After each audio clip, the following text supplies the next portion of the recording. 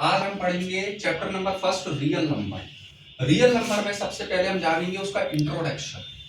Introduction में सबसे पहले हम ये जानने की कोशिश करेंगे कि नेचुरल नंबर क्या होता है, होल नंबर क्या होता है, इंटीजर क्या होता है, और भी रेशनल इरेशनल ये सारे नंबर के बारे में हम जानने की कोशिश करेंगे।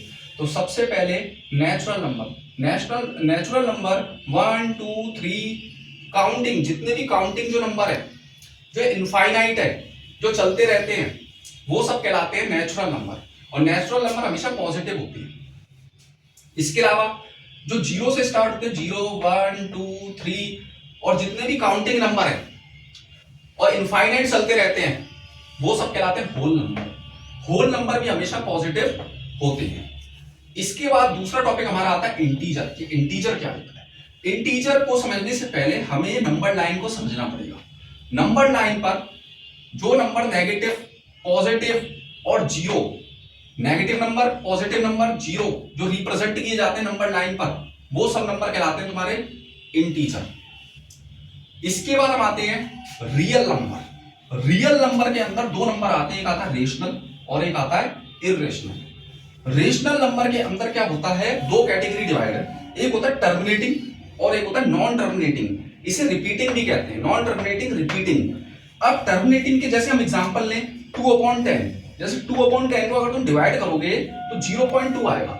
0.2 को जब हम पॉइंट हटाएंगे तो इसे p बाई क्यू की फॉर्म में रिप्रेजेंट कर सकते हैं हम, ठीक है। तो p बाई क्यू की अगर फॉर्म में रिप्रेजेंट हो गया तो ये भी नंबर क्या है, रेशनल है। उसी तरीके से दूसरा एग्जांपल लेते हैं 2/5, अगर इसे भी हम p बाई क्यू की फॉर्म में अगर रिप्रेजेंट कर देंगे तो ये भी क्या कहलाएगा, रेशनल नंबर। फिर इसके बाद हम दूसरा एक और टॉपिक देखते हैं उसी के अंदर, नॉन टर्मिनेटिंग और रिपीटिंग भी कहते हैं। इसके अंदर बार वाले नंबर आते हैं, जैसे 1.4 के ऊपर, जैसे इसमें 4 के ऊपर बार लगा हुआ है, तो यानी कि ये 4 जो है ये नंबर बार बार क्या हो रहा है, रिपीट हो रहा है यहाँ पर। तो इसे भी p बाई क्यू की फॉर्म में हम रिप्रेजेंट कर सकते हैं सॉल्व करने के बाद में। इसके बाद जैसे 1.42 में 42 के ऊपर बार है, यानी कि 42 रिपीट हो रहा है, तो इसे भी p बाई क्यू की फॉर्म में हम रिप्रेजेंट कर सकते हैं। इसके बाद एक और टॉपिक है हमारा जिसका नाम है इर्रेशनल नंबर। इर्रेशनल नंबर वो नंबर होते हैं जो p बाई क्यू की फॉर्म में रिप्रेजेंट नहीं किए जा सकते।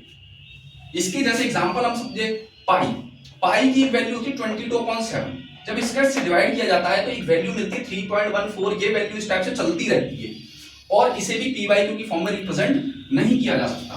फिर हम पढ़ते हैं नॉन टर्मिनेटिंग, नॉन रिपीटिंग, मतलब ये वो नंबर होते हैं जो रिपीट ही नहीं होते और नॉन टर्मिनेटिंग होते हैं। जैसे सबसे पहले तो हम रूट 1 को देखें। रूट 1 एक परफेक्ट स्क्वायर रूट है जिसकी वैल्यू होती है 1, इसे लेकिन p बाई क्यू की फॉर्म में रिप्रेजेंट कर सकते हैं, तो ये तो रेशनल होगा, ये तो रेशनल है।